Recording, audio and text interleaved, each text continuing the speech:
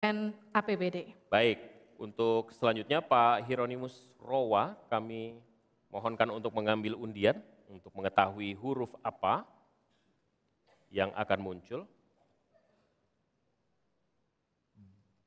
B, ya.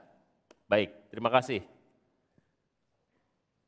Kita akan ambil dan buka amplop pertanyaan sesuai dengan undian dan silakan amplopnya masih tersegel.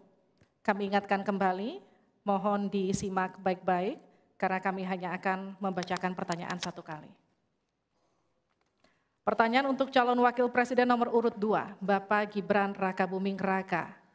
Untuk subtema keuangan, pajak, pengelolaan APBN dan APBD. Hanya sepertiga APBN yang dapat digunakan untuk membiayai pembangunan. Padahal janji kerja program paslon memerlukan biaya tinggi. Pertanyaannya, mana yang menjadi pilihan prioritas anggaran? Pembangunan infrastruktur fisik atau pembangunan kualitas SDM dan ekonomi rakyat? Waktu Bapak untuk menjawab 2 menit, kita mulai ketika Bapak mulai berbicara. Baik, terima kasih. Tidak semuanya harus menggunakan APBN. Contoh IKN, banyak yang gagal paham. Tidak 100% pembangunan IKN itu menggunakan APBN. Yang digunakan hanya 20%. Sisanya adalah investasi dari swasta dan investasi dari luar negeri. Ini yang banyak yang gagal paham. Lalu kita mengacu ke pertanyaan, infrastruktur fisik atau SDM, dua-duanya penting dan dua-duanya harus dijalankan secara paralel. Karena sekali lagi, untuk menuju Indonesia emas dibutuhkan generasi emas. Kita butuh future talents yang menguasai future skills.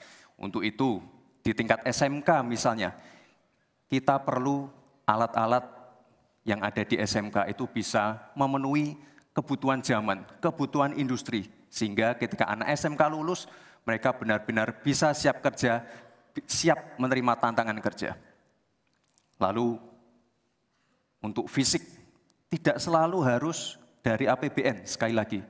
Bisa kolaborasi, misalnya dengan swasta, dengan CSR. Jadi tidak semuanya harus dibebani oleh APBN.